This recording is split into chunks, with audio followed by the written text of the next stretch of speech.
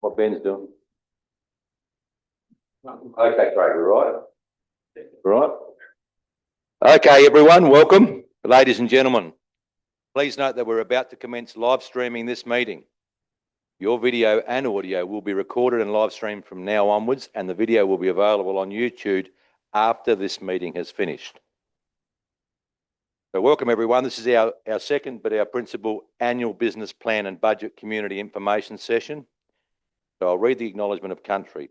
Huron District Council acknowledge and pay respect to the Ngarrindjeri people, the traditional custodians of the land on which we meet today. We pay respect to all Australians who have made and continue to make a positive contribution to our culture and way of life in this country we live in and share together, Australia. Thank you. Apologies. Councillor O'Hara is away and Councillor Peach is extremely unwell tonight, so they are both apologies at this stage, but yes, he's not well. Welcome Councillors Bland, Rountree, Maidment, Wildman and Arthur are here, so everyone else is here from a councillor's point. And welcome the members of the public and Perry from his Murray Bridge News. Thank you for that, given you've got competition. Thank you to all the staff that have got everything sorted out for us here today.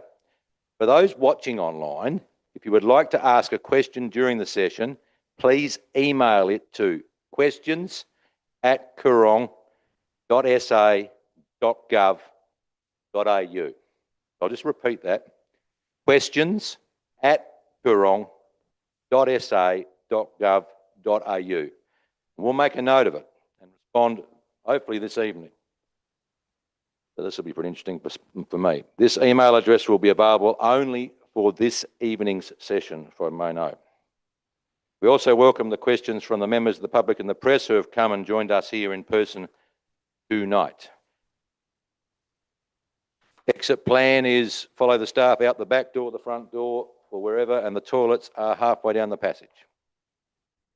Okay, welcome to three presentations. Principally, I call it the budget. Sorry, everyone. I do call it the budget. So the business plan for 25-6 years. So where have I got a screen I'm going to look around a bit at? That one there, Ash, I'm going to watch. You see that one okay? Yeah, I can see that one okay. I just want to sort of just stand here somewhere. Right. Well, I've done the housekeeping. You beauty.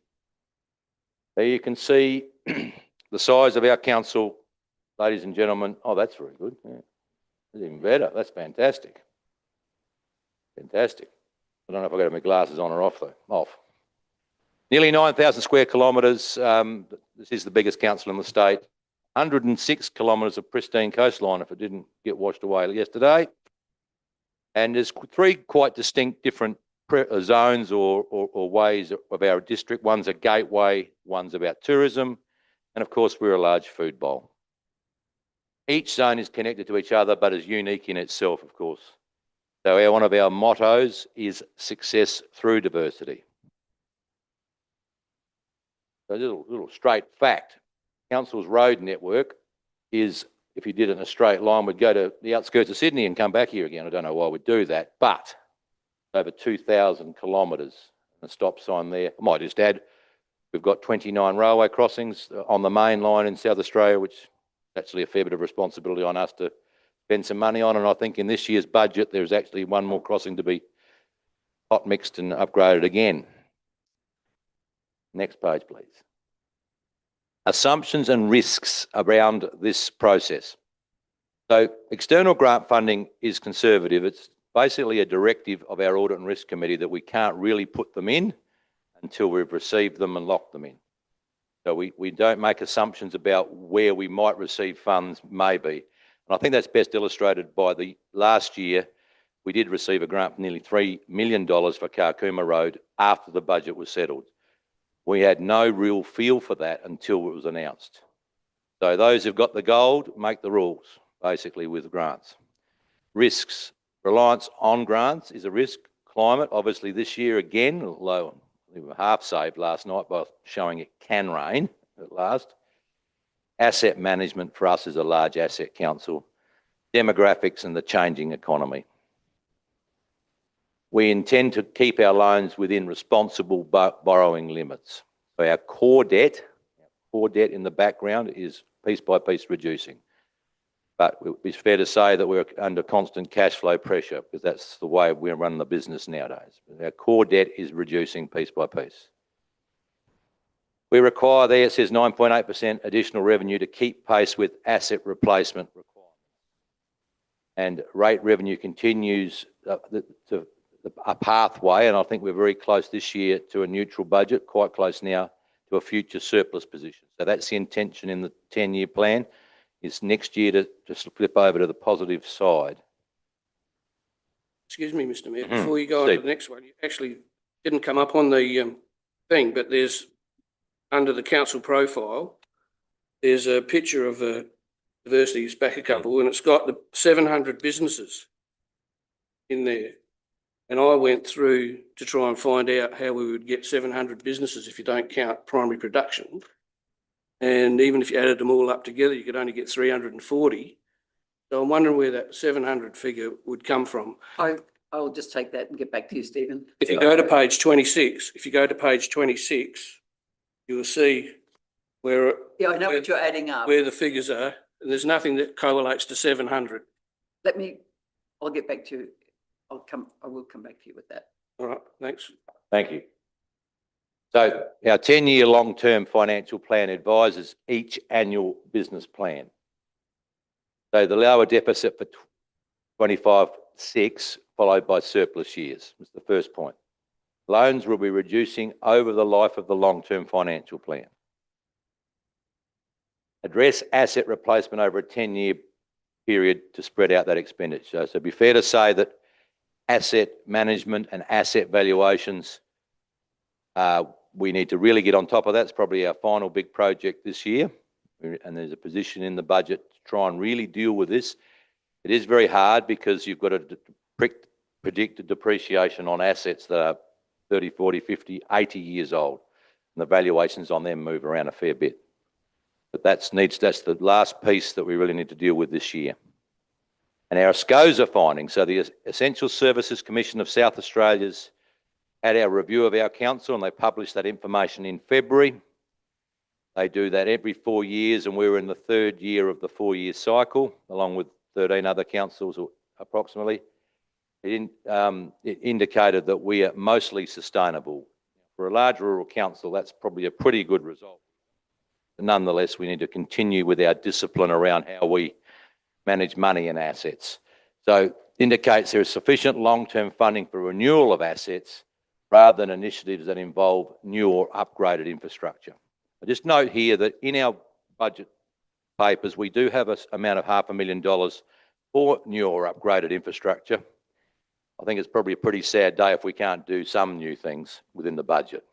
Otherwise, we're simply replacing what we've got. So the council's decided to continue with the $500,000 for new assets. For example, a new toilet block that doesn't exist already, or taking an unsealed road to a sealed road. That's a change to a new asset. Thank you, Ash. So this is the advice from the Essential Services Commission. There you go. In the past, we looked like we're in the red. In 2025, we'd gone up a couple of categories into mostly sustainable. In the future, we would trust, obviously, and that's our prediction, to get ourselves into sustainable. And that's the best category we can hope for under their present description of how we should be. The SCOSA provides ratepayers with confidence that the rates they pay are set at levies necessary for their council to provide the services that they need and value. Any questions about SCOSA? Stephen? Back when presentation was done by two directors, Nat Traeger and David Moselle at Meningie, I was sitting next to I was a young man then, wasn't O'Hara, Councillor O'Hara, and the auditor had said that it's not sustainable, the position we were in back then, which is proof now because of the past in the red. I stood up and made a point of that and was just talked down and said, you know, it's good to borrow money and this sort of stuff. You know, you're claiming as SCOSA saying we're all right. We're hardly in the green there at all. If we was in the other colour, you know, you would be getting a kick up the bum. Yeah, no, point taken. I suppose that the hard work done for a long time by a lot of councils, let's not gild that lily, is to try and understand the assets is where most of the money in a council like ours sits. And that challenge remains, I can assure you, in terms of maintenance versus capital versus, how much should we do?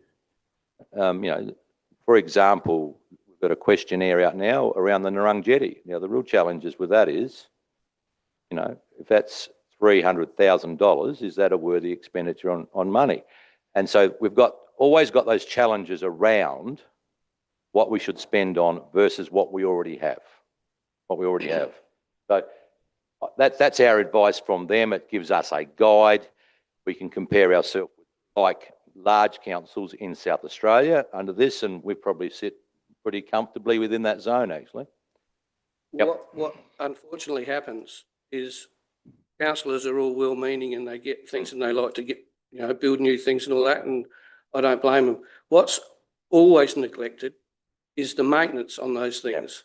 Yep. You could say 300,000 for the jetty, but you've got to go there in a few years' time and do little things, and it's a constant, ongoing thing. So it's not a good idea for councillors just to say, oh yeah, we'll have that, we'll put that new thing in, yep, we'll do that, because it's just using money at the moment that we don't have, right? We don't have, and you're paying for it by putting rates up exorbitant amounts compared to every other council that I've got here. We are way the highest increase. And two points I'm going to make as councillors, yeah, not yeah. you. I'm not you're just saying we can't put it up this high. Two points. What I call the depreciation budget guides us on the replacement of what we've got.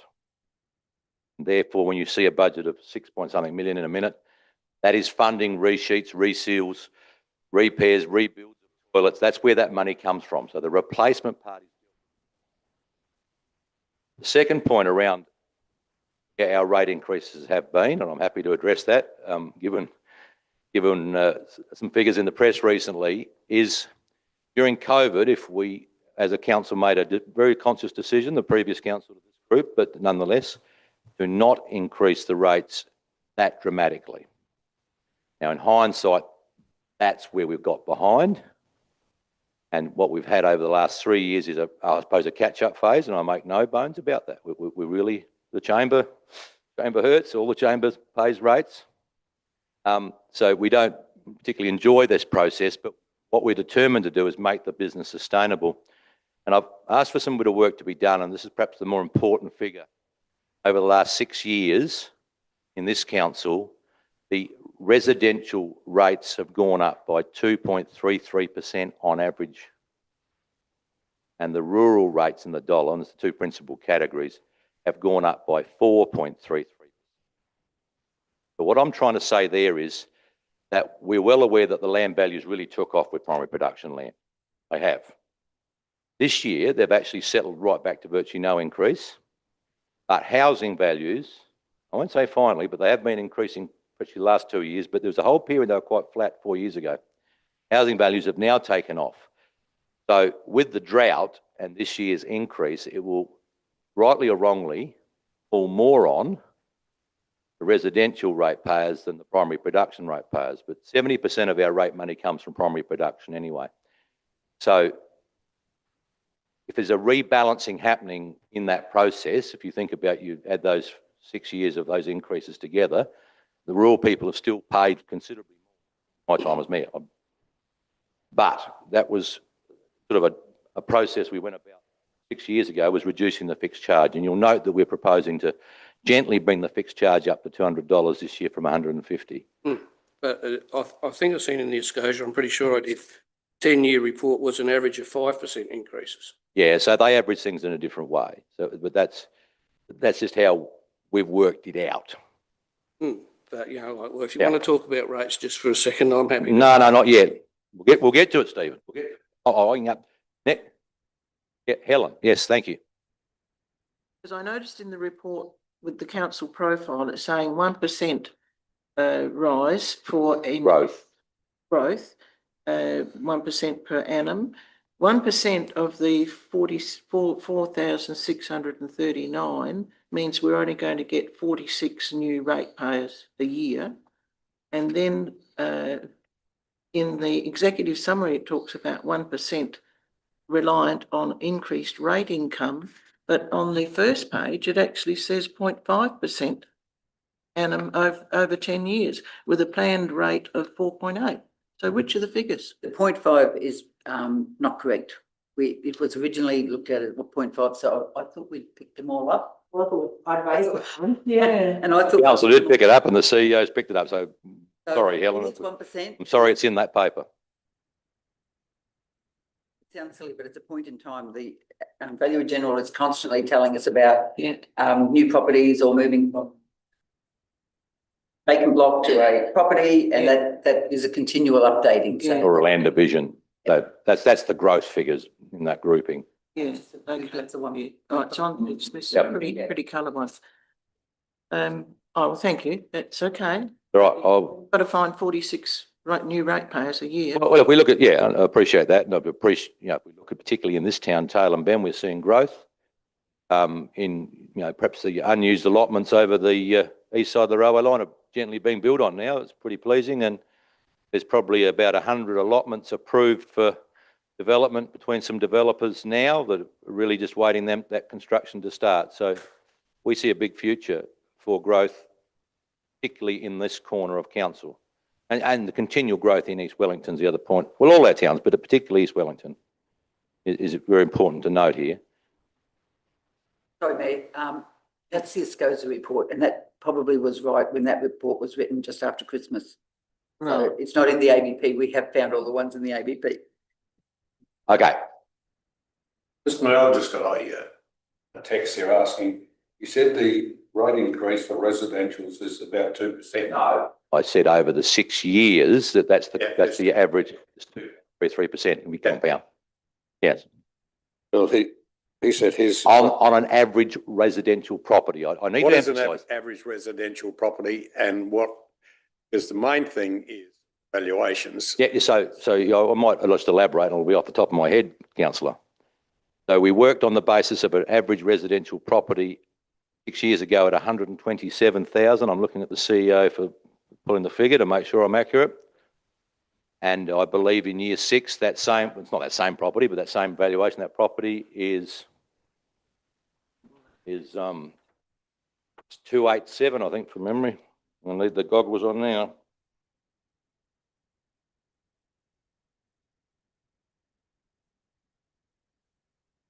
Trying to find it. Top one. Yeah, I'm looking at, I'm just looking at the valuation. 127, is now at 280,000 gas. Probably still an average across this district. And the point would be over the journey, the total compound rate increases is 2.33. So it's 14% over time. So it takes account of this discussion around the rates, takes account of the fixed charge and the general rate. I've noted does not take account of the swims or the wastewater charge, Perry, or the curbside waste in that bay. No particular secret that people quote my friends up the road as, oh, I've got cheaper rates, but our council for most of our townspeople has a swims charge, as we call it, which is would be at $780 this year. That's a semi-regulated thing. We really must cover the costs of that. So, and I just go back to those rural ones. We picked a primary production value of per an assessment, as you'd know, councillor, of 590,000 6 years ago in 2020. And this year, that looks like it will be 1.275 million.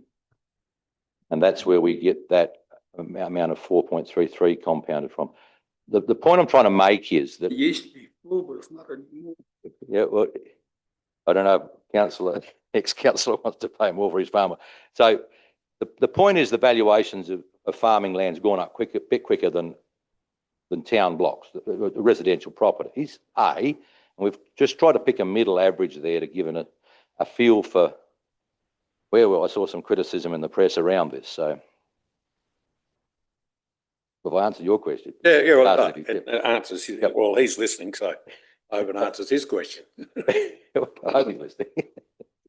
You can ask him what you like, Perry. Okay, next page, please.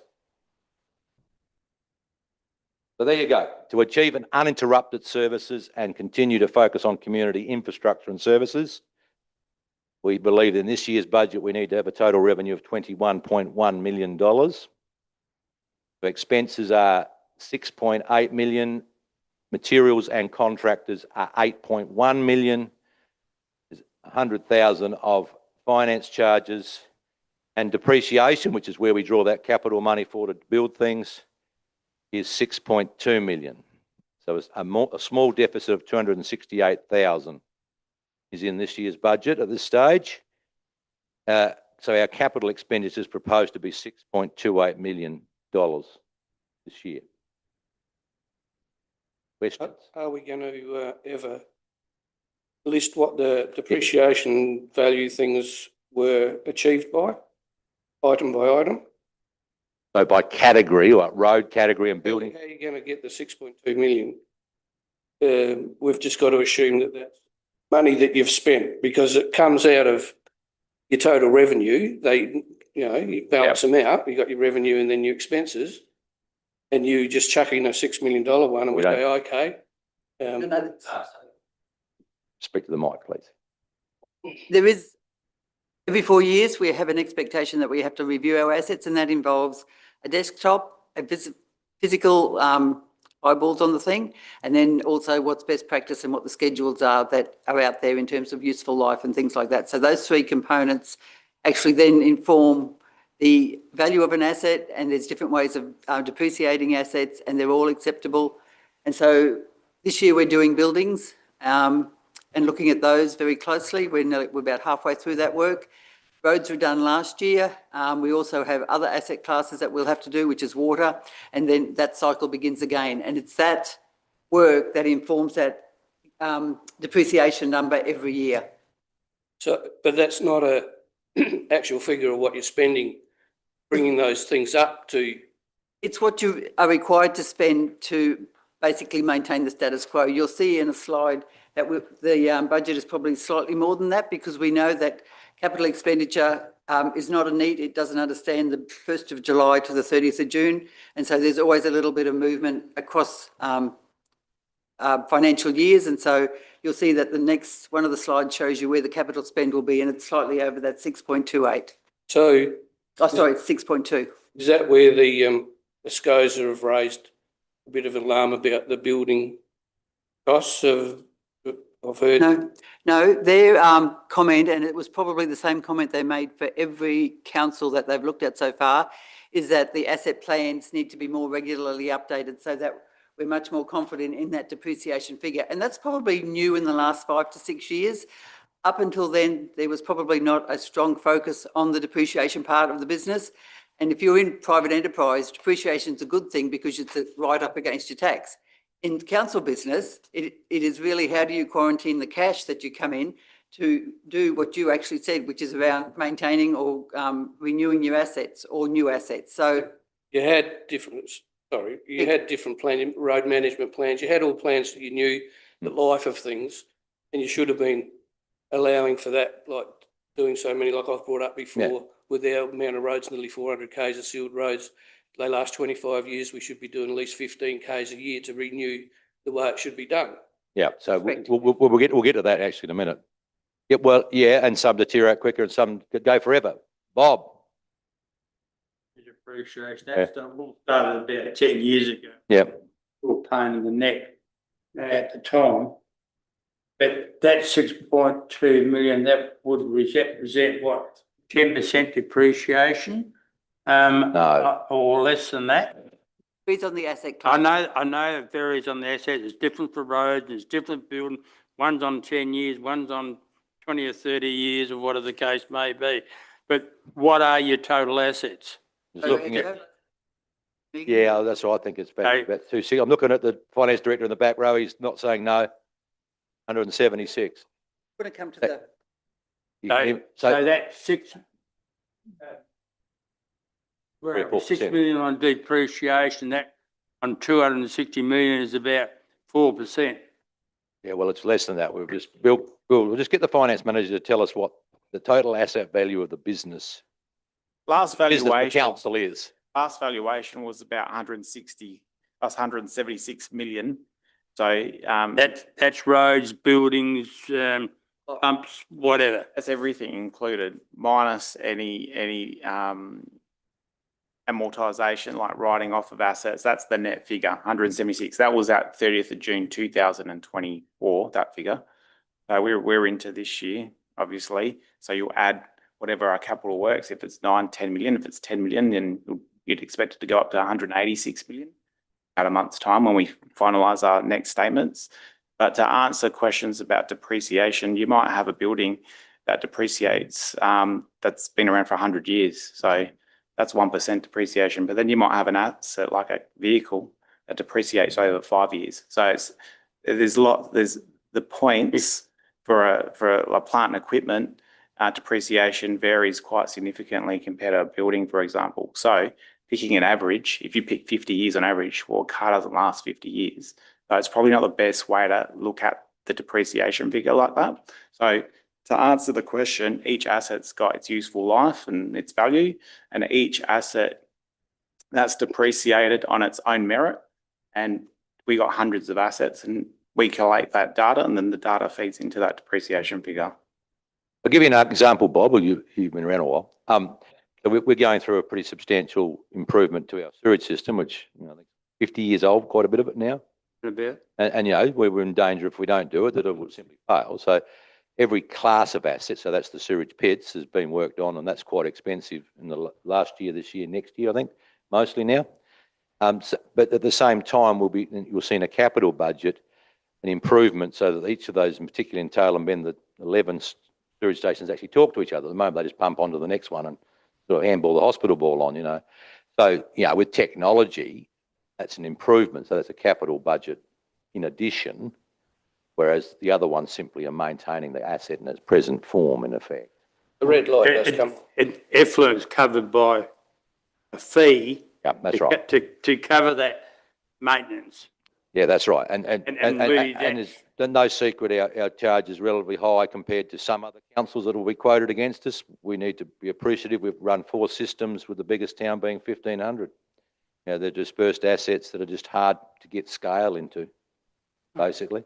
So expensive bloody things. Expensive on it. Yeah, I appreciate that. So yeah. Okay. Next slide, please. I still haven't got any. Yeah, sorry, Helen. Yep. Speak to the mic, though. Speak to the mic. Replaced assets. Yes. Where does that funding go? Does that go to offset depreciation? Good question, Bill. Sale of replaced assets. That would mostly be machinery, you would think. That's 175,000. So the sale proceeds of assets, they go back into the funding of camp, the holistic view. We budget on a holistic basis, not on an individual basis. So I think in the past we've had questions in other various meetings where there's a bit of an assumption that people make, assuming that the sale of assets means that we're going to use the proceeds to purchase other assets. That's not necessarily the case. We budget as per the long-term financial plan and as per the budget, and all the proceeds go and form part of the revenue, and we base it on that. Is there a reason why it can't be put against It allows, the income? it allows you to be more flexible. So if the councillors think that there's something that's a higher priority, that money is not locked away against an asset that you may not. So it is now the accounting standard of that's how it's done. So it gives the councillors flexibility to change the priority. If something comes up, they know that the money is not quarantined in that sense. It's not locked. No. I noticed too on expenses, there's a charge that says internal charges. What's that?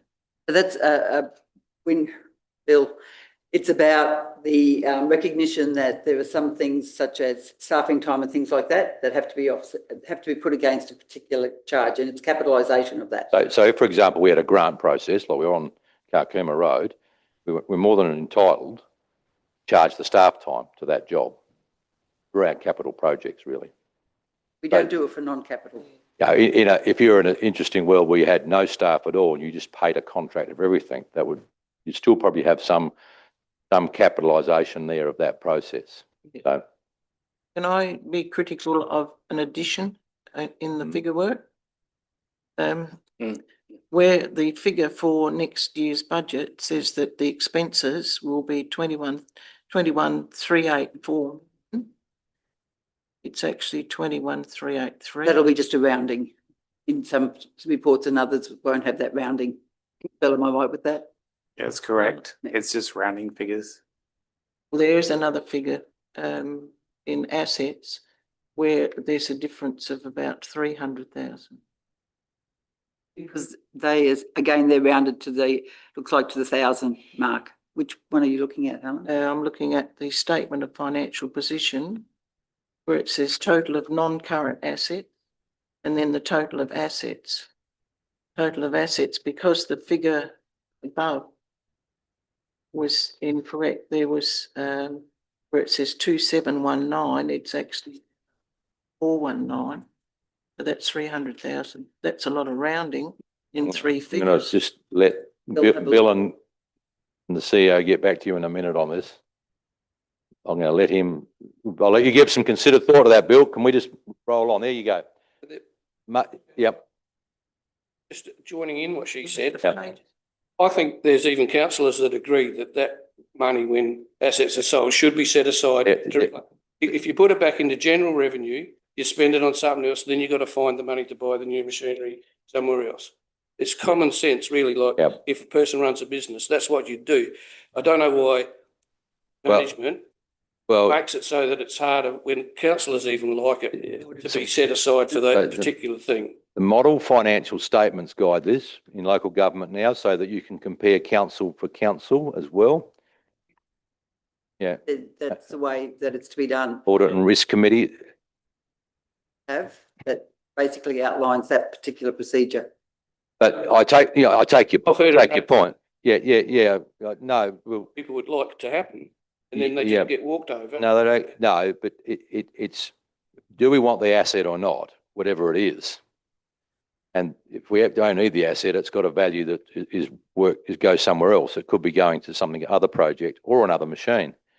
So I know what you're saying, but and basically we don't trade machines in anymore. We generally tender for a new machine and then sell at auction the old machines or vehicles. That's their general method now. So I know what you're saying and where we're going to here, but that's where it reappears in another part of the budget. Oh, it's just interesting to hear that lady come up with the same. Yeah. Oh, yeah. Quite often, and I actually agree with you as well. But it doesn't sort of work in with the model financial statements, which is, we've got considerable amount of groups of people that are watching us, our own finance committee, our own audit and risk committee, where the chair and 3 of the members are not councillors, only 2 councillors on it. And I thank Councillor Bland and Coleman for persisting in that committee. We've got internal auditors, external auditors. We've got a SCOSA looking every 4th year. We're looking all the time too. So there's a lot of looking going on. Okay. I'm just letting the staff sort out Helen's question there. Total capital expenditure this year is proposed to be $6.8 million, of which nearly 6.3 is in renewing existing assets, reseals, resheets, rebuilds, and upgrading or enhancement of assets. We allow that $500,000 there.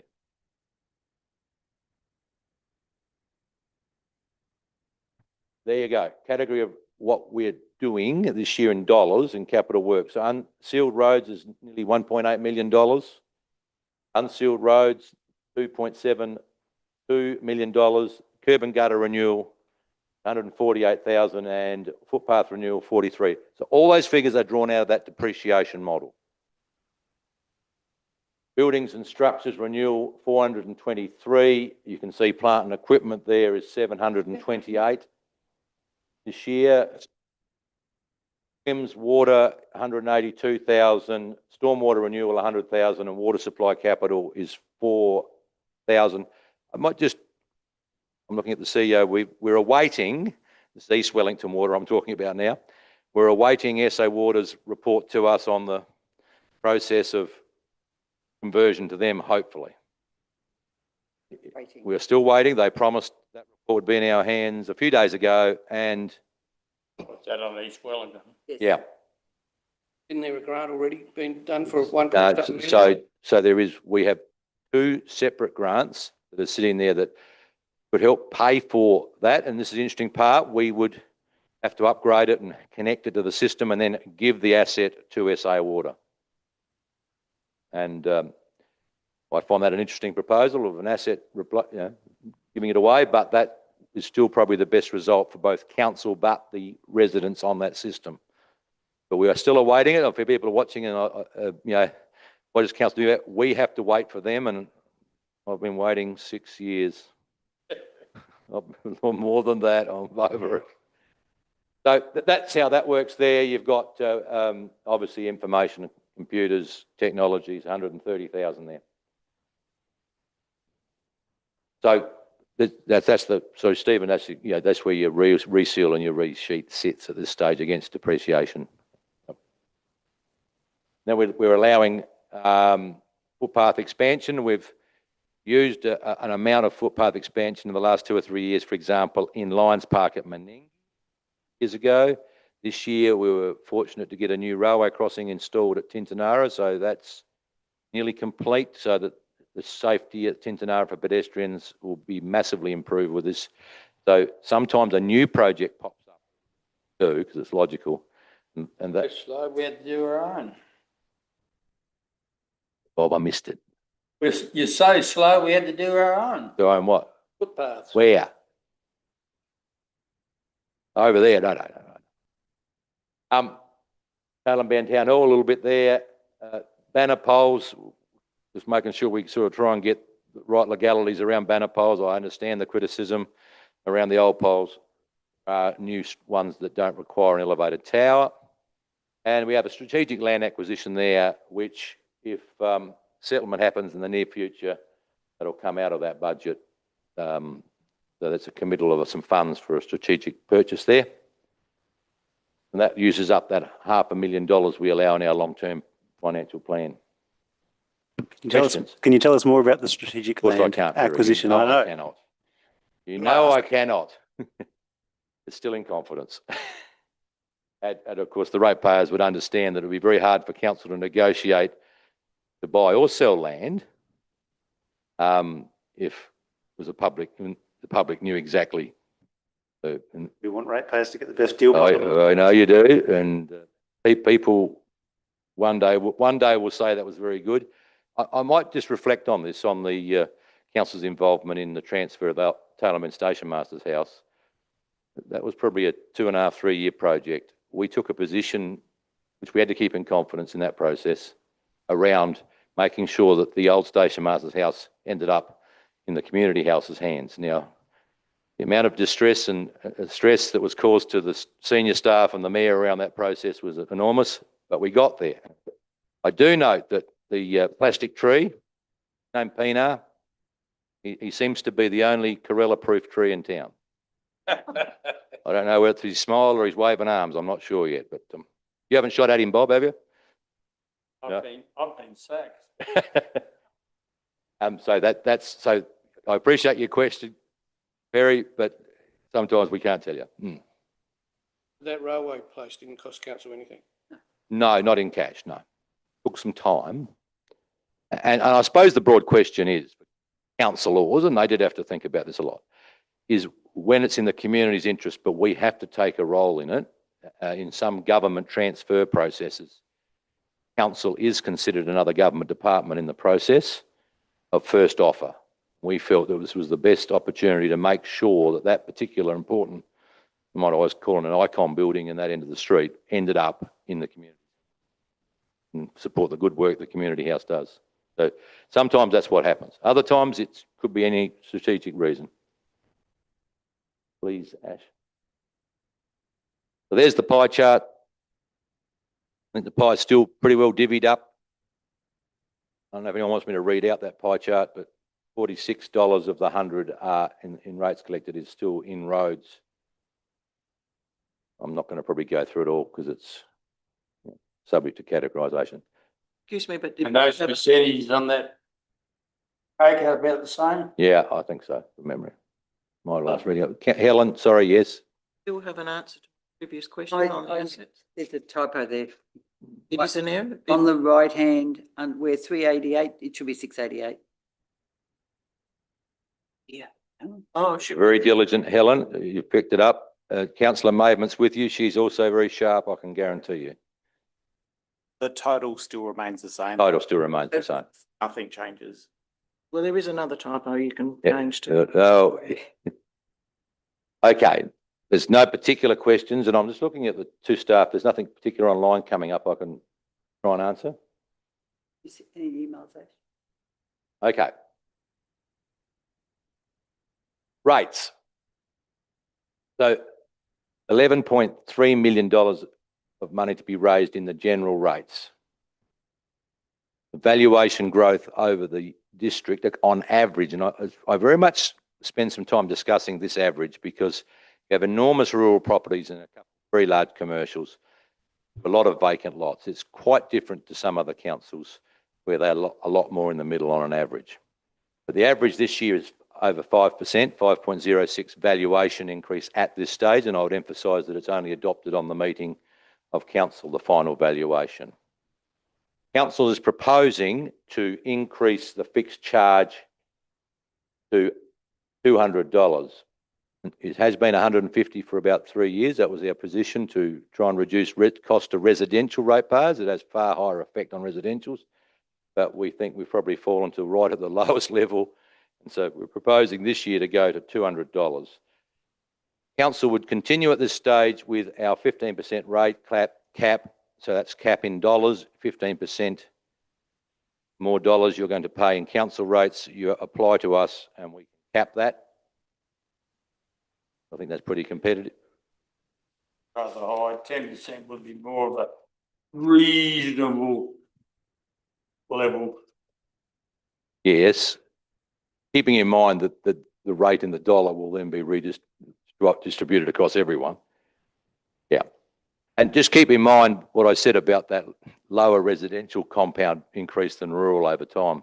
Not too concerned about residential, more concerned about the what pays the bills, and that's the rural area. I'm looking at you, Bob, because I was just chasing a calf that gave me a kick in a spot it shouldn't have. That's why I was a little bit late tonight. Thinking about life. Council gives concessions and rebates, community groups and whole subsections of groups that are entitled to it of $146,000. And you can see our rates in the dollar proposed there at this stage. The important ones are probably 0.00269 for residential, 0.00323 for the 5 commercial and industrial categories. We group them together in effect. The primary production, 0.00229, and I think that is considerably lower than my good friends up the road, Perry. I'm not arguing with that. I did. 2 did. Here or up the road? Good friends up the road. Hello. And you can see we have a special rate for bulk handling there due to a different process. That doesn't amount to big money. No, it doesn't, unfortunately. That's Where does the motorsport park fit into it, doesn't it? I would imagine it's in commercial, but I think, yeah, but it's in there, and I can assure you, Bob, it's a big contributor to this community in dollars as well. Yep. the Stephen, yep, rates for all the commercial are exactly the same. yes. So in council, excuse me, we have tourism. We have tourism, quite a big component. He's going to get some water for you, don't worry. Yep. So the businesses that benefit from tourism, why isn't their rate higher? Because we spend quite a bit of money on tourism. You know, when we got Mananauskas spending millions in the state bringing tourists in anyway, why would we bother spending any money on tourism? Well, I think when council introduced the last rating of use 3 or 4 years ago, didn't we? I think. I have seen them before, Yeah. they're different. Where historically council did not have a differential rate for that five groups. We decided that it wouldn't be unreasonable, and they form about 4% of our rate dollars at the end of the day. Would not be unreasonable. They make a little higher contribution in residential because a lot of the work we do, and I could have, should have been at another meeting in Murray Bridge tonight around this, but the Deputy Mayor couldn't go either because he's unwell. But that they should make some contribution in addition around industry promotion, be it tourism and those sort of things. Why businesses that don't benefit from tourism, like Yeah. engineers and Yeah. of them, rural ag businesses and all that, So, yeah. they've got to pay the same that's rate right. as ones that get So, Yeah. spent on tourism in council.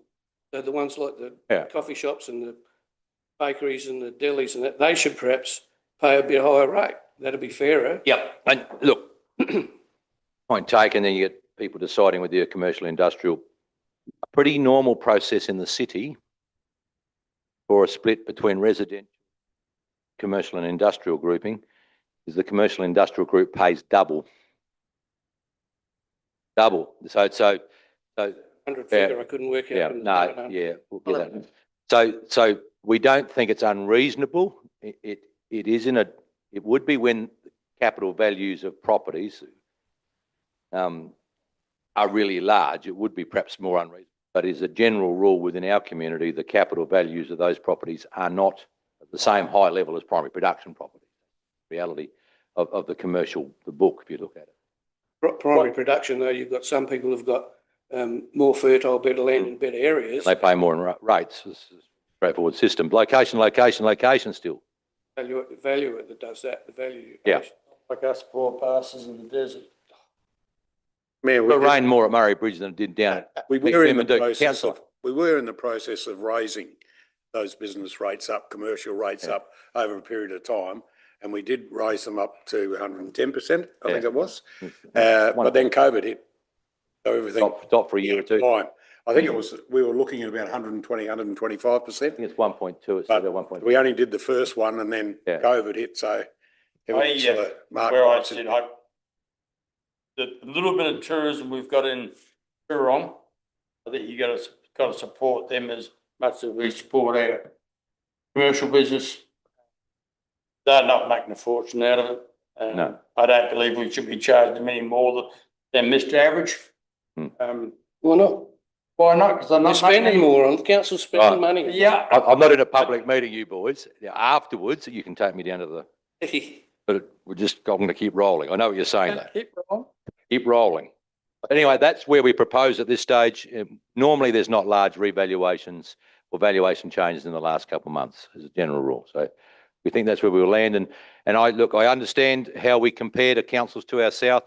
It's sort of a very general rule. The more barren the country, the higher the rate in the dollar because it's valued at less per acre, I suppose. And so, you know, if you look at Tatiara, their rate in their rural rate's lower, but their residential rate's not. So we do look at our competitors. Next one, please.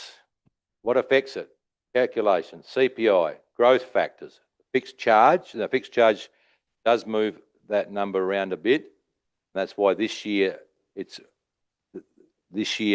we increase the fixed charge, the residential ratepayers pick up more of the rate dollars in addition, but in actual fact that the total rates paid, it doesn't really change the total too much.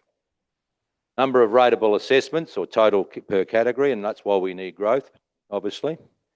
And the draft budget is based on a 7.89% increase made up of 3.2 CPI, 1% for growth, that's new properties, and 3.69. Now, I want to just talk about how important it is to get financially stable, and I well understand the drought.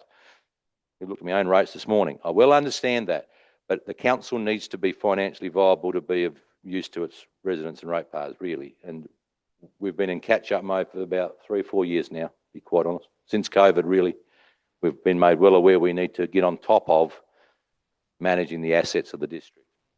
Questions? Questions? The figures are wrong. The CPI is not So we've got to base it on something. 2. I Googled to find out what it was, and I got a 2.4 and I got a 2.75. Are the two Yeah. CPI figures I got for the last So, quarters and Bill, the quarters before that. What do we base it on? This is 3.2 is from the Reserve Bank of Australia, February 25 data. That's the latest quarter that was out at the production of the report. And the second thing I'd raise is our SCOSA report gave us a little bit of a Got a ping because we were using something slightly lower. lower. So that's why we've gone to using that figure, rightly or wrongly. Like Yeah. 4 point, I went and looked it up in 3 different spots to try and I looked up the one that you quoted Yeah. and it didn't say the same as what you've just Yeah. said then either. Show you later. I'll show Right. you on my phone too, where I've got a Yeah. picture of it, saying different amount. So that's the 3.2, and then you want to add the 1% growth. And So then that the rate income will come increase. to us via growth, yes. So, but then you're going to do to the other people, I'll find it. A $59 CWMS increase. Yeah, so I'm talking about rates rightly or wrongly at the moment. And we'll get to that. Don't get the total. Yeah, but I know, but we'll get to that in a minute. You're doing a minute. So anyway, last Yep. year the increase was 8.52%. Yeah. So, And then this year we're going to be a total of 15.41% in the last 2 years. so, Their rates are going up for everyone.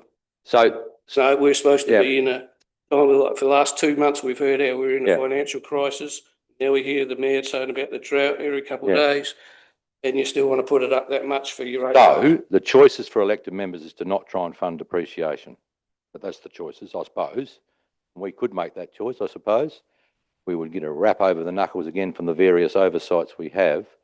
The other thing I will say is that I, since I've become mayor, talk about the amount of additional revenue council will get out of each year's budget.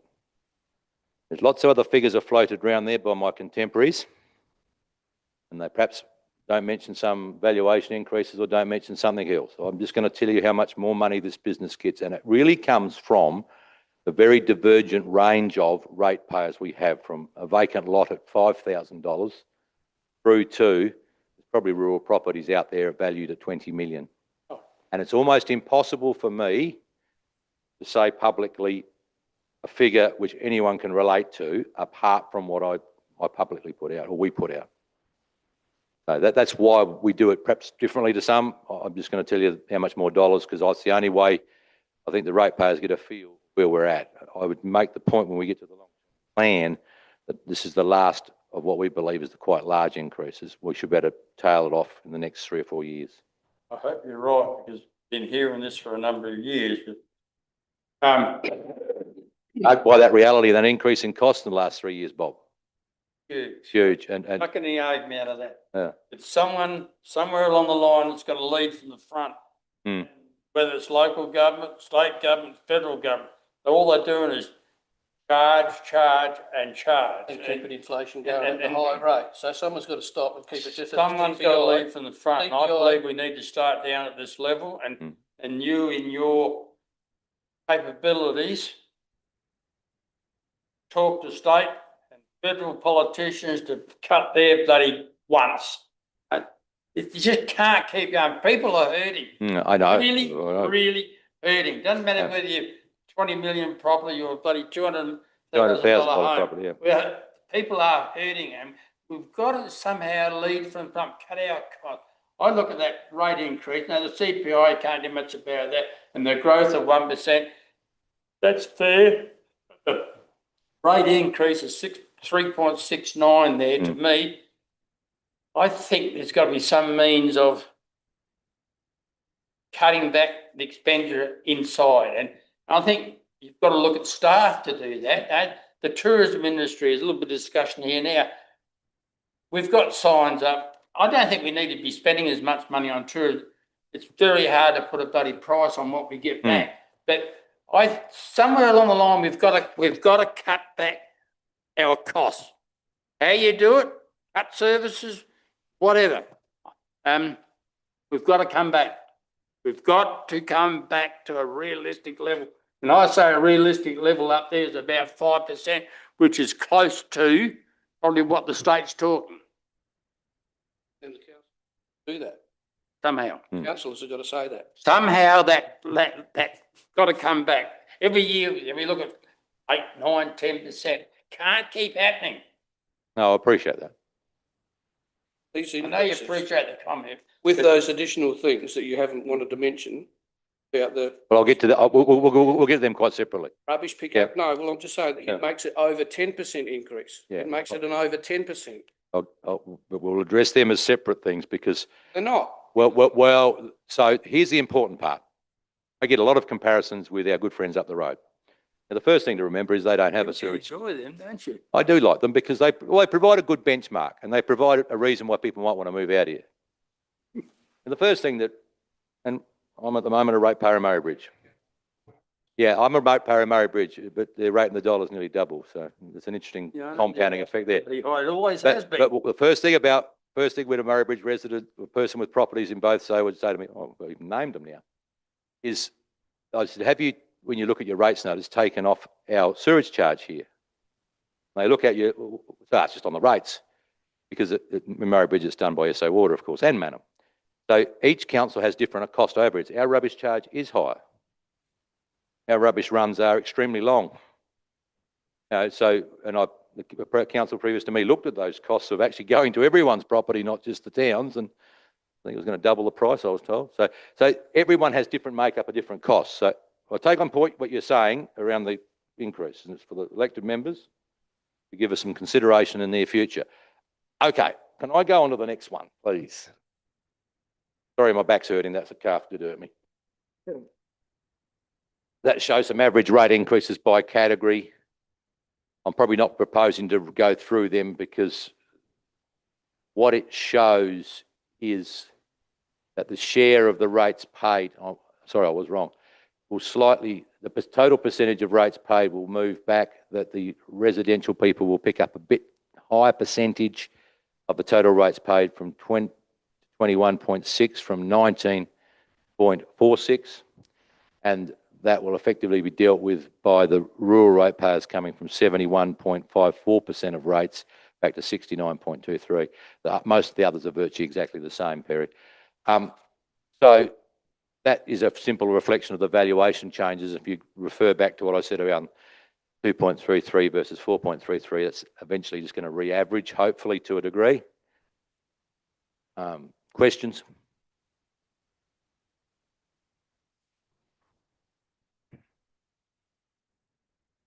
Okay. Oh, hang on. You also omitted the fixed charge, which is a 33% increase, going from 150 to There's a That's on top of it. Yeah, no, let's be really clear. other. No, it's not, Stephen. I want to be really clear around this, really clear. When the council says rates, we talk about the capital rate in the dollar and the fixed charge in one. That's how we talk about it. I'm well aware that my surrounding councillors are on minimum rate and tried to look at fixed charge recently. I'm well aware of that. So we have a little bit of a different model, but we put those two together for the purpose of the percentages. I think that's the first way of doing it. Yeah, we gave some consideration to increasing the fixed charge last year and decided against it. This year we felt we need to deal with that. So that 33% increase. No, it's in that rate percentage, That's Right. included in the dollar amounts, right? including the dollar amounts. If you look at this graph here, this is the most interesting one, I think, over time, giving those two values I gave earlier of, in today's, a capital valuation for a residential property of 280,000 and a capital valuation for a rural assessment or a property of 1.275 million. So you can see how in this council, unfortunately for farmers, their rates have gone up as quicker than the residential rates in the last 6 years. That's principally a function of land valuations accelerating quite quickly. So Do look at those 13% in residential property, that'll put me over $3,000 for a bit of a shack on looking over the river. very nice shack, Bob. Luckily, it's still standing after the floods. That graph also shows. That's another discussion. Yeah, not now though, not about the floods. You just note we have put in that model all of the charges except water, which only applies in Peak and East Wellington for us. So that's how we've sort of worked that model out. But the rate part of it is only the fixed charge and the general rate. So it shows what the average person, for want of a better word, is being potentially paying this council over the last 6-year cycle. I'm looking for a question from you, Perry, because before I go to Brenton. You're all right? In particular, it'd be fair to say the last 2 years. You're confused as the rest of us. Yeah, no, that would be a fair comment, which is good because we're a nice place to be. Councillor Qualman, sorry. Thank you, Mr Mayor. I wanted to make a comment when Bob was speaking before, and that was crucial, or one word I often use is affordability, and it was enlightening when I saw the SCOSA report come out, and their main concern or well-used word was affordability. And I can see where you come from, Bob, and I'm an advocate of trying to hold that affordability to our ratepayers, because we are feeling it, and we're going to have some really headstrong wins, and we won't have the cash. It's going to be hard. And I just wish, Mr Mayor, now you brought that up, we could go back to 2006, because my rates were $600. So we've gone up 3 times. Our wages haven't gone up 3 times, have they? Well, not mine. And it's not all council's fault. A lot of been extra expenses and responsibilities being given back to local We're all in the government. same boat. It's tough going. So I think the important parts, we'll get to the curbside charges in a minute. So that graph is actually a really good graph for giving a feel for what's happened over the last 6 years, I suppose, which is a snapshot in time. There's no more questions. I'm going to roll to the next one. So this is the long-term financial plans we're also publicly consulting on. And you can see in that graph there how we're continuing to decrease the increase in rates to get in, not control, to abide by to our long-term plan, which is a 10-year plan we must review annually every year looking forward another 10 years. The SCOSA report that we talk about there looks forward and back by 10 years. So it gives a reflection backwards and a reflection forwards. Councillor Roundtree. And that chart is keeping the services that we currently have. That's right.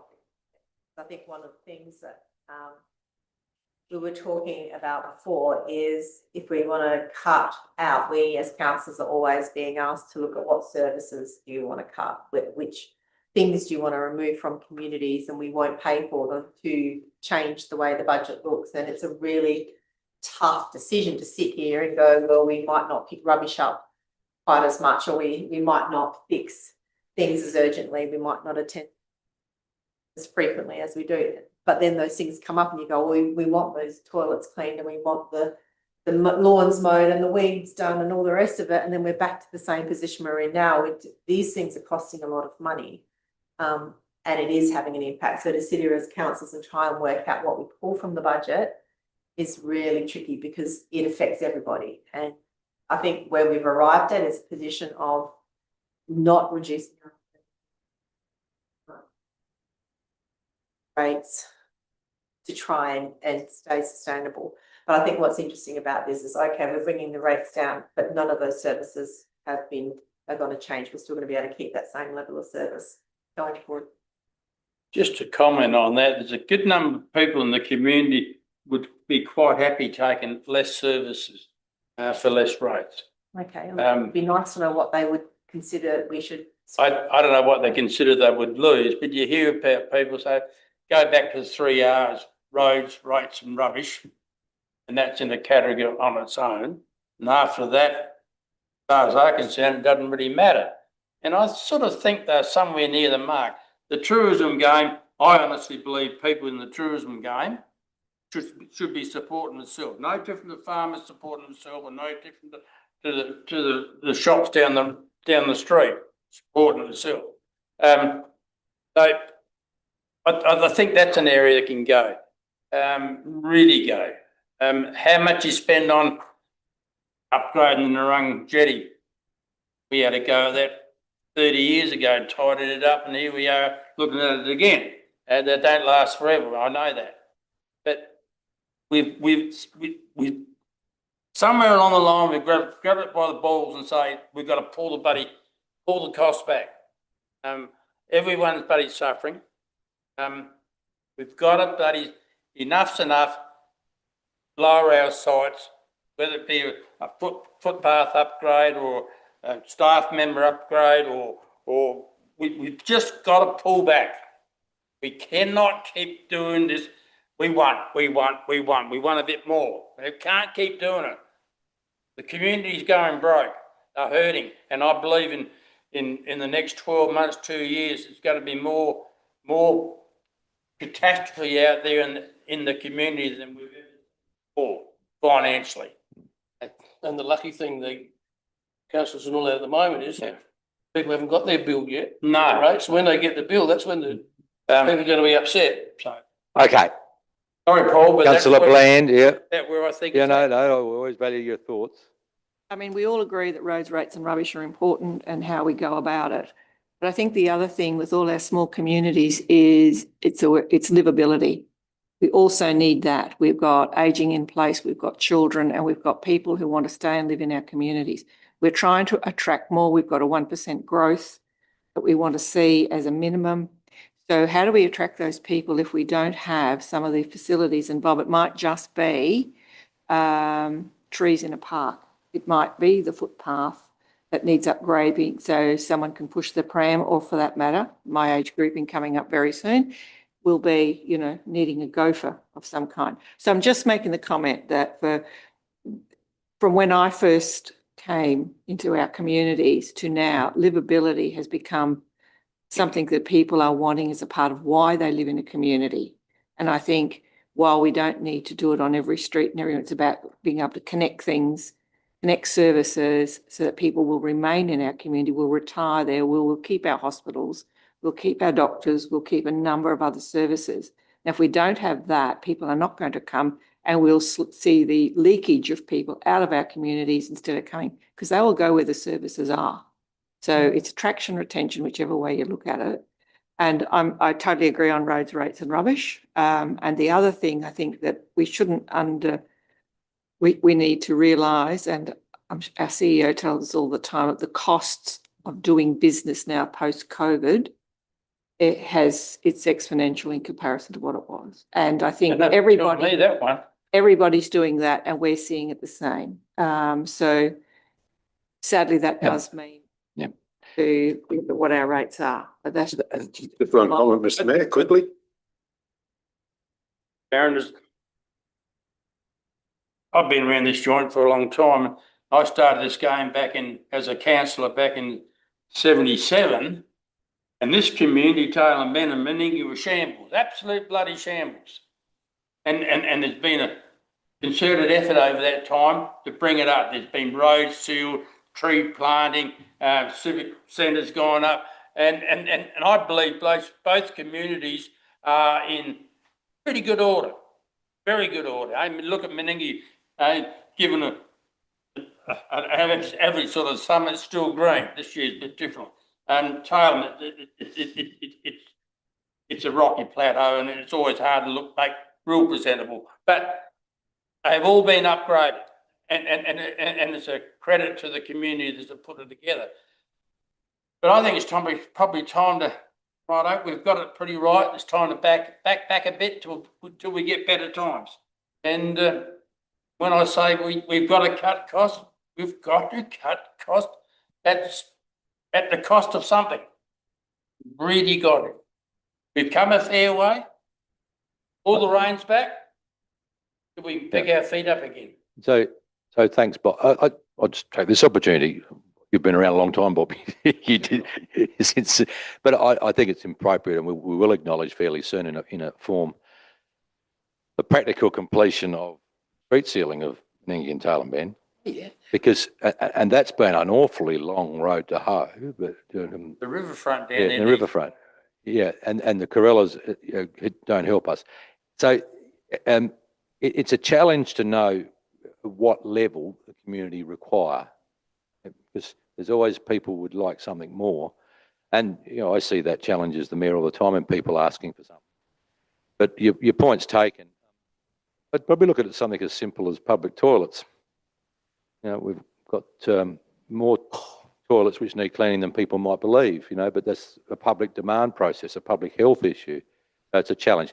I'm going to let Councillor Arthur quickly, I don't want to move on. Yeah, just quickly, Before I just fall a over comment here. about cutting services. How come the council over the last 2 years have reduced their budget on unsealed and sealed roads by 25% each year? In terms of resheet or in maintenance? Unsealed and sealed roads. Yeah, in resheet or in, as in resheet or reseal versus maintenance? As per the budget. Yeah. As per against your financial plan, I suppose. I'm not the right person to ask you that, councillor. Well, they did.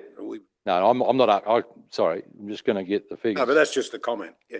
Comment, I've just got to see what the actual figures are. We'll have a I'll look. have to take it on notice because, Yeah. They're doing Their Colin biggest Grove asset. yeah. pretty close to what they should be doing.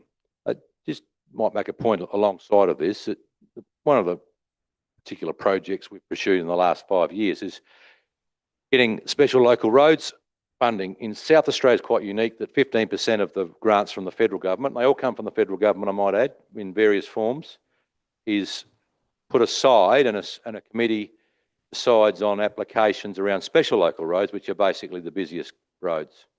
Mostly in the country, there's some in the city are funded, and that funds about $22 million probably this year, I believe. In the last few years, we've effectively obtained at least, I think, $1 million out of that each year. Out of the 22. Out of the 22 by probably being organised and targeting roads that qualify. And Stephen, I think the point would be around Dale and the Coolty Road, which is the busiest road in this council area, heading out towards Karoonda Highway. We resealed all of that 17 kilometres in one job this year because it was funded on it. We paid for that. And so 2/3 of the funding for paying for that is paid for by the division, which they generally announce in September, October. That's how it works, the process works. So you see a bit of a lag before we get to jobs. That's how it works. That could apply maintenance or considered road widening for this year's budget. For example, we have 2 roads we're applying for at this stage. One of them will be the next stage of Narung Road out as far as Loveday Bay to widen it and reseal it in full. And the other one is Darwin Road in Cook Plains. It's 300 or 400 metres to do it properly because of, you know, obviously there's a big truck business there carting a lot of gypsum out of this district. So, and that road was deferred about 3 years ago. So, We've got to supply a third or something. yeah. Council money. It's not like it's free. No, but it's useful in terms of the principal road you're going to have to do anyway. If you used it for a road that you just simply did not justify it, you might argue that the depreciation or well, you wouldn't qualify.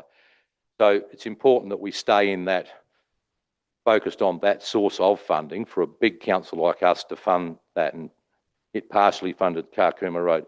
This council in the next 6 months, we'd hope, will finish Karkuma Road. That's 13.5 kilometres of rural road built to a heavy vehicle standard to make sure that feedlot out there can function properly, at least in sealing it in our council area at an approximate cost of about what, $460,000 a kilometre.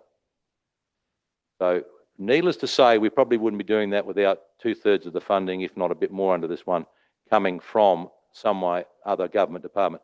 The last point I'd make is the federal government's got an increase in their roads recovery. It's not doubled in the first year, it increases gently.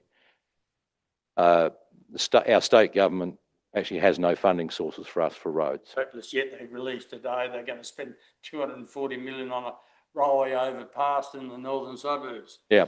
Just like that. Just like that. Yeah, a pet project for this council just on railway crossings is we're very lucky to achieve a new pedestrian crossing position at Tintinara to the current standard, and that's where that footpath money's gone this year. It'd be fair to say, I can say probably we're going to start pursuing rail safety within Tail and Bend. It's partially why we want to see the accident train go to a good home, but what other options we can have around rail safety between the 2 present railway crossings. Well aware of some safety issues there. Helen? Is any way that consultants' fees and things can be cut back on the budget? Because You'd there's have a lot, full paper by now, wouldn't you? get paid for. So the first point I'd make in this area is there is a reduction in consultants' fees in this budget, and that will be taken place by an additional staff member. So consultants don't always bring us the right result or a cheaper result. So probably the point. But I think looking at the CEO, there'd be probably whole group of costs and legal fees and that buried in that figure, I'd say. It's a catch-all for The everything. catch-all for everything in that division. At the top level, it could be legal fees, it could be a whole lot of things. Yeah. Because outsourcing things when you've got expertise within your staff can be quite. But for example, we get pressure rightly around, say, unsightly or unsafe buildings. Our first point of call is to work with the owners of the property to tidy it up. Because if we don't, we immediately, on behalf of the ratepayers, incur costs legally. So the first point of call is to work with the people, with our general inspector, with our planning people to tidy up something that's unsafe or unsightly. So we don't just naturally just run off to the lawyers. And I have to say, in this term, we've been very, as elected members, been very A little bit hard to peaceful. find, Mr Mayor, because I was going to bring up about consultants, because you got legal and office related fees of 165,000, then you've got professional services of 704,000. Where's the consultants come? They don't say, and what consultants they use to help, like do we have consultants come and do shops to make sure they're clean and healthy and. No, that'd be different. That's Yeah, environmental so- health. No, that'd be contract employees. No, Bill, have you got any, just on absolute consultants, can you pull a figure out of the system? While you're looking, one of the biggest areas is around the asset management, and we used to use a firm that was based in Melbourne. And that's keeping all your assets in one place, and it's a pretty standard thing across councils. We've now brought that back into a South Australian firm. And so we've got there, and we've brought, so we don't have those systems in place to do it, and we don't have the expertise either. So we have to rely or buy it in to do asset management.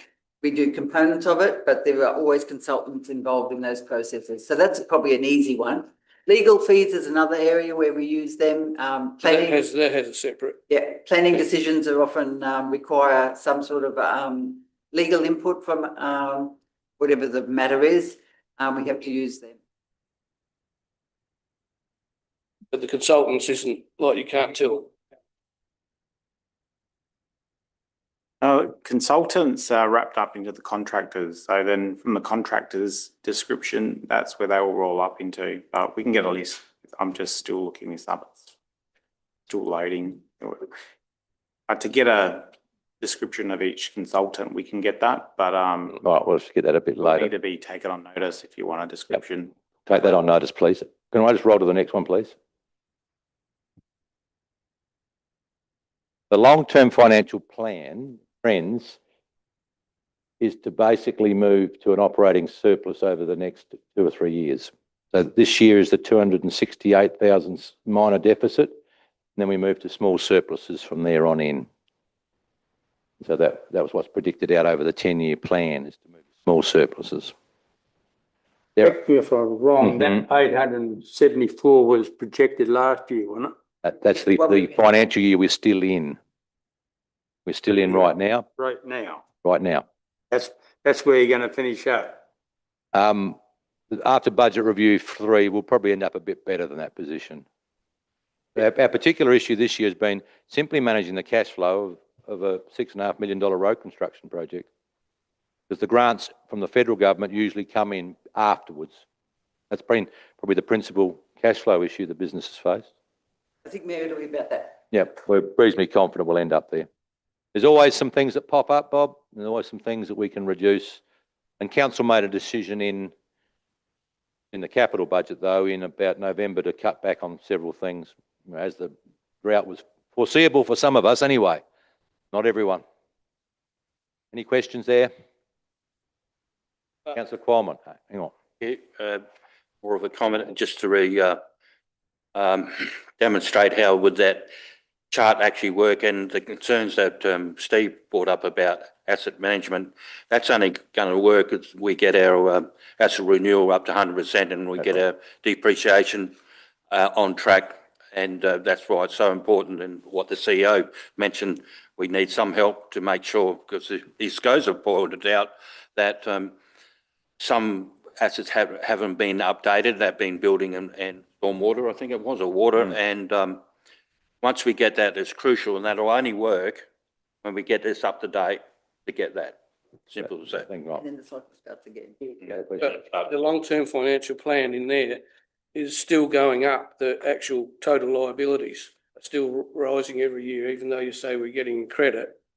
And what I found distressing was I got that last year's, and it had in 2032, total liabilities are going to be $13,644,000. But then they said in this one, it's got 9,679. Looking at Bill and comment on that, Or what page is that on? Page 2 of page 8, of the long-term plan or the budget? Long-term financial plan. long-term plan. Long-term plan, please. Page 2, sorry, which year? There was $4 million difference anyway in between the two years of the long-term financial plan. Last year's long-term financial plan compared to this one, in the same year, there was going to be a $4 million difference in the total liabilities. Stephen, can you just show Bill the page you're looking at so that it helps him look at it quickly, please? Okay, I'm just going to sneak along. Next page, please, while they sort that out. So there is our asset renewal funding moving very close to 100%. Basically, obviously an asset heavy council vis-a-vis, as is any rural council, particularly the large rural ones, of which we're one of about 8 in this state. That's fast. 3 years that. Yeah. There's nothing in government's planning to increase charges to local government? When you say increased charges to local government, what are you thinking about? Sorry? You say increased charges to, Every once in a while, the state government come along with a plan to upgrade something and local government picks up the tab. And I wonder whether there's anything in the pipeline that the average ratepayer don't know about. So AEDs are in this year's budget. I'll give you an example. What? The heart monitor thing that you see in certain public buildings and places now. It's been, we're allowing 50,000 in this year's budget, I think, to a requirement of the state is to put them in all public places, and they've finally defined what that means. There was going to be a lot more, and then there'll be like tag and testing a kettle, then there'll probably be a testing and a maintenance regime. And Bob, the state government, give them on live something or other here. The state government doesn't give us any heads up before they increase some charges. I'd point to the NRM levies and we are an unusual council, only us and one other have NRM levies that are, one's a fixed charge and one's not. We're across the board of 2 boards. That's about over $500,000 in this budget, and we have to pay that whether we collect that money or not. And that falls into that great list of things that people don't quite look at on their rate notice. It's nearly self-funded, nearly. it should be money in, money out. Yeah, it should be. So the state government has a waste levy of $70 a tonne. Can you remember, Tank? It's for country councils, it's lesser than others, for example, and I don't know where that quite goes. I don't think it really comes back to us. So but there's whole groups. The state doesn't really give us money as a general granting process at all. We do rely very much on the federal government. It's federal or local. Yeah, the state's our parent. It designs, gives us no money.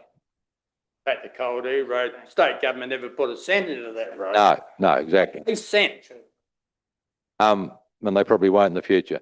Anyway, I think it's in pretty good nick now. Yeah, no, it's a job well done. Yeah. I was very curious who paid for it, but no, it's a job well done. And someone needs congratulating. But no, it's a job well done. Well, the staff involved, the ones that, and this comes back to a fair bit of work done in the background about which roads will qualify, which ones are going to fail first, a whole group of issues around how sustainable we are. And if I could say the depreciation budget helps us a lot. Helped us a lot saying, all right, we should be spending 1.8, so the staff can work towards putting proposals to the election, match that and match the priorities. Alexandrina Drive at Narung's just been done, I think, the last couple of weeks, Sharon. And that had a fair bit of subsided in one spot, hadn't it? And so, you know, we generally, as a rule now, will do the job properly when we're there. We have stuff-ups, but as a general rule, we're going to do it properly. I look at another project, which I think's added a lot of value to this district in perception, and that's the service road in front of the Ampol.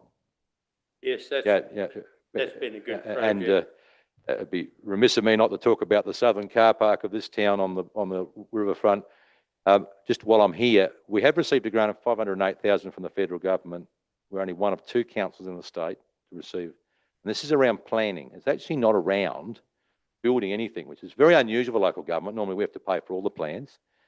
That involves some money to look at Dixon Reserve and particularly the old ferry landing, which must be good because it survived the flood beautifully. Some money around some designs and some costings for, could someone fund the median strip through Tailem Bend? Some designs around the main street of this town and part of our master plan to where go next. And just I'd say publicly now that the Lake Bungee, as Councillor Qualman would call it, but the car park opposite the Foodland has been deferred a little bit because it's extremely hard car park to get the design right with at the moment. So it will happen the next 2 or 3 months. We trust still. I trust that it's full of water all winter, personally, but Good idea. be a good idea. But so we chip away at projects because they're in plans. And the last part of that componentry of that 508,000 is for the 10th Street precinct, which is the old tennis courts, to proceed with options for council to divide that and look at, and council hasn't made a total decision yet, look at affordable housing in that zone. I'd have to say that would not get my vote, but I'll leave it at that. I know. I'm going to welcome you back in the chamber one day, Bob. Again, you and me have never served together. At my day. No, you've done very well for 2 rounds. Okay. Bill, do we come to an answer between you and Stephen around those figures? So when we're looking at the liabilities, they've changed, but it's only minor changes. And that's based on slight changes to depreciation. Last iteration of the long-term financial plan from last year. So when your depreciation change and your loan interest change, you get 100,000 or so built into your liabilities, and that's just decreases. But year 1's exactly the same. Year 2 is 9.6. Last year it was closer to 10. So that's just reflective of changes and updates to depreciation and changes and updates to loans. So, like Councillor, with the long-term financial plan. It's out of date. So it shows the challenges of, you know, grabbing 4 pieces of jelly at the same time, move together. And so there's always, I suppose we've got to pick the centre line and the guide out of what that happens. Other charges, Stephen, we're on them.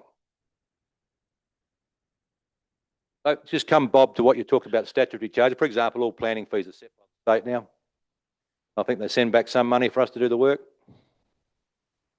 So that's an example of the state collecting the money. I think the dog and cat management levy goes straight to the state now, and they send some back. So they're examples piece by piece of the state deciding, and we still have to do it, basically. There's no increases this year in a majority of the charges in recognition of those cost of living pressures. Our halls, and particularly this hall in Tailem Bend, continue to have excellent amount of use. So we're going to have a half-day hire rate there still, and I thank everyone that come to the volunteers function here a few weeks ago. Lovely big function here. And if it's above, be 38 degrees and above, it's $2 to get into the Canalpin pool. So we haven't got a lot of fees and charges at the end of the day, and so we haven't really moved them too much, knowing the cost of pressure we're under, cost of living pressures everyone's under. Questions?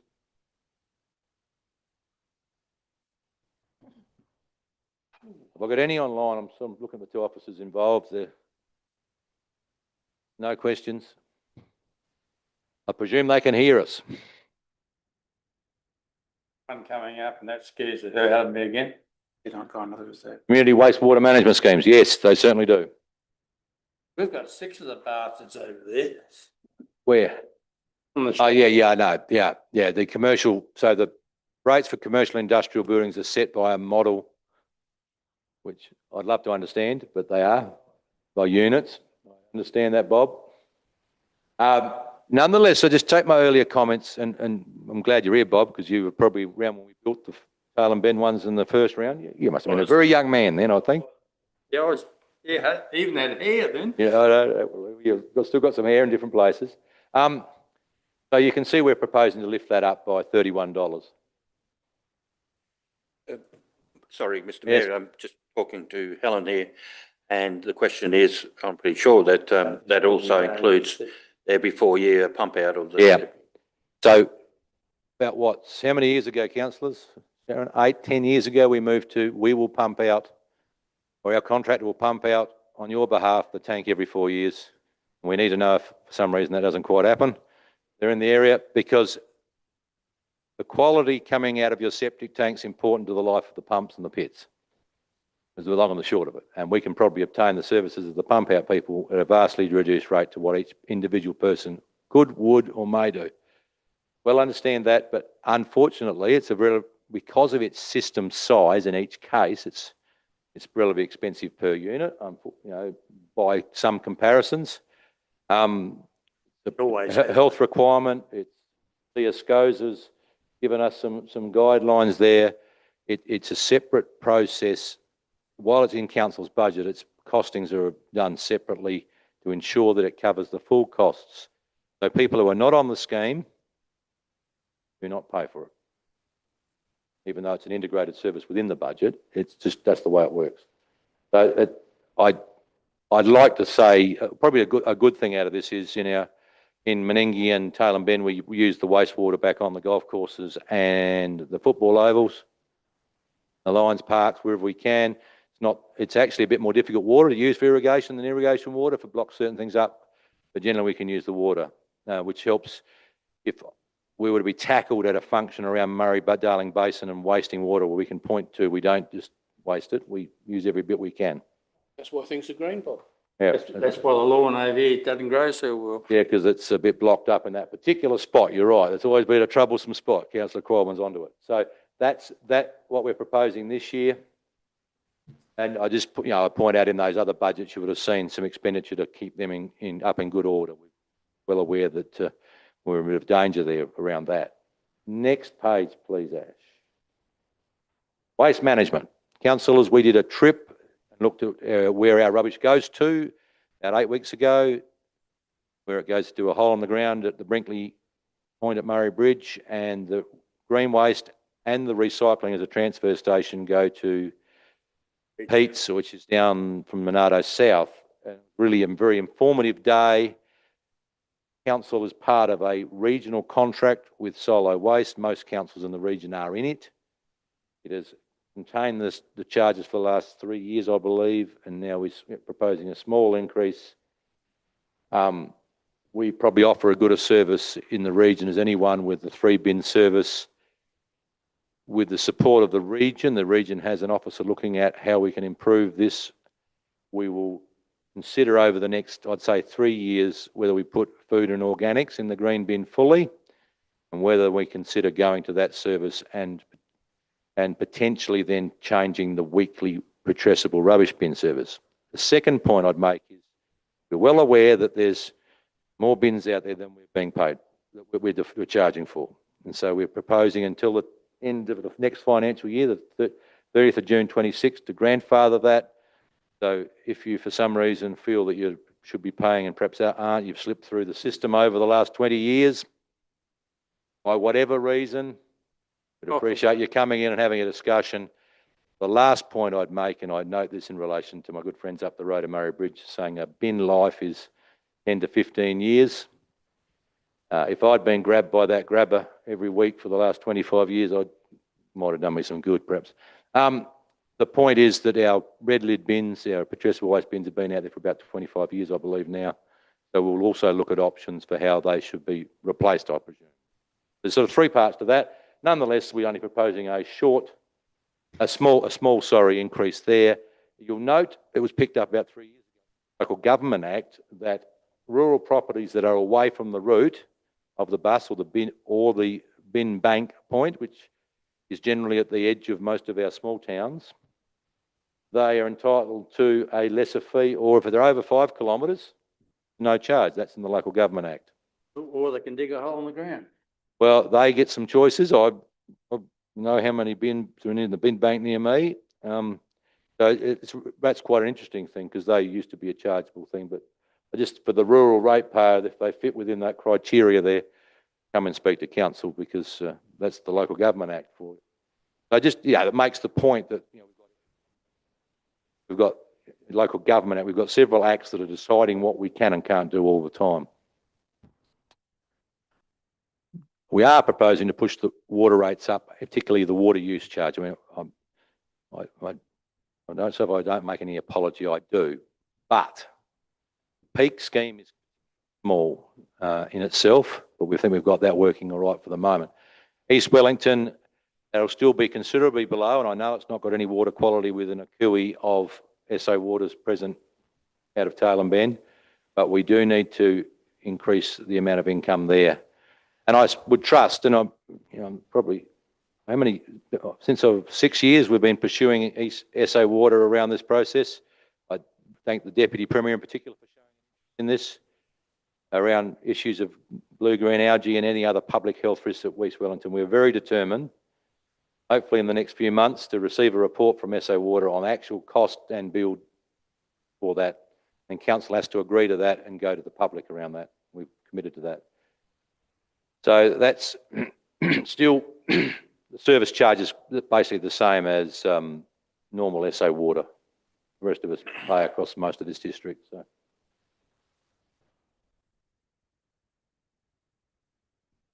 No questions I've got. Right, next one, public consultation. We were at Canalpin a couple of weeks ago. We're here tonight. If you wish to make more commentary by whatever of the methods on our website, in paper, we'd really appreciate it in the next couple of days so that we can prepare a report to council around the public consultation that we've had around our budget, our business plan and our long-term financial plan. Is that the three of them? And the fees and charges too. But I very much appreciate any commentary at all, or obviously through your elected members, but more than happy to take whatever people say. Have I got any questions online at all? Yes, one. No, online, Bob. You're looking at trying to increase the area, and homes are the best way. Have you done any, or are you doing any supplementary development plans from East Wellington to our northern border along the river? That was last week's trip, yes. So, Bridget, can you just tell what the structure plan review is about? So we have a growth strategy, which is across the district about where we think growth might be over the next 5 to 10 years. Sorry. And then the structure plan then starts to inform that trunk infrastructure, the things you need in place to make that growth happen. So it could be all sorts of things, as you know, in any development that you need. So the structure plan then starts to go down to that level, and we have the plans then, and that doesn't come free either. I think we've put about 60,000 in the budget for next year to do that structure plan, particularly around Tailem Bend and Wellington East, because we know that with the growth of Murray Bridge, and we work on about 5 to 10% overflow. So if Murray Bridge is doing well, we'll be doing well, but development and that extra growth doesn't come free. It's quite an expensive, before you start to get the rates in, there's a whole lot of work beforehand to make sure that you can accommodate that growth in some way. So whether it's upgrading your CWMS, developers pay for some of that stuff, but sometimes it means you've got to seal a road, sometimes build a stormwater. And that structure plan will happen over the next, probably by the end of this calendar year. Okay. Now, you look at the area from East Wellington through to our northern boundary, Monteith. There's an area between the river and the highway and the railway line really lends itself to homes and development. You look across the river from this side at what's happening at Jervois, and there's homes popping up everywhere. Every one of those homes is worth probably $2,000 to $3,000 to the local government.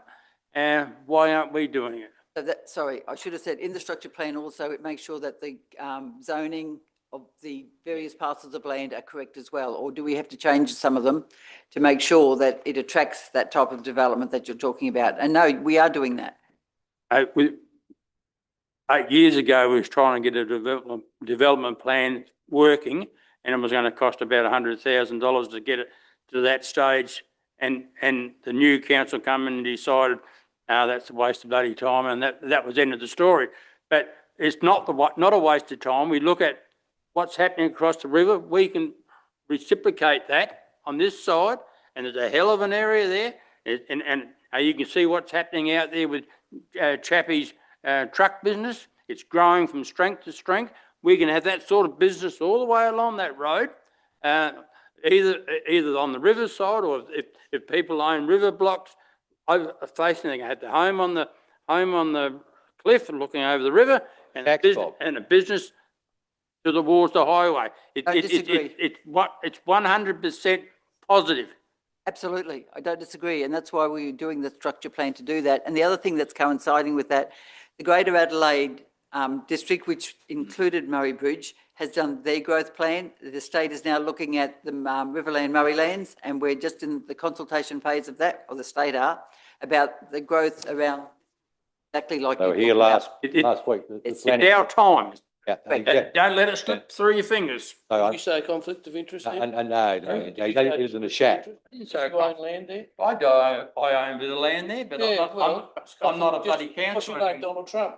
Donald Trump? No. Just Right. say- I'm not a Right, councillor. I'm going to butt in with you two, because you're I'm not a councillor anymore, No, so I can say what I think. well, we could draft you. The Murraylands Riverland, this part of the 6th sub-region, was deferred due to the floods by a year. You did right. So, but perhaps the planning commission. They were very friendly in the area last week. Took a bit of time to go speak to them. So that commentary's still open, I think. But I definitely agree with you, Bob.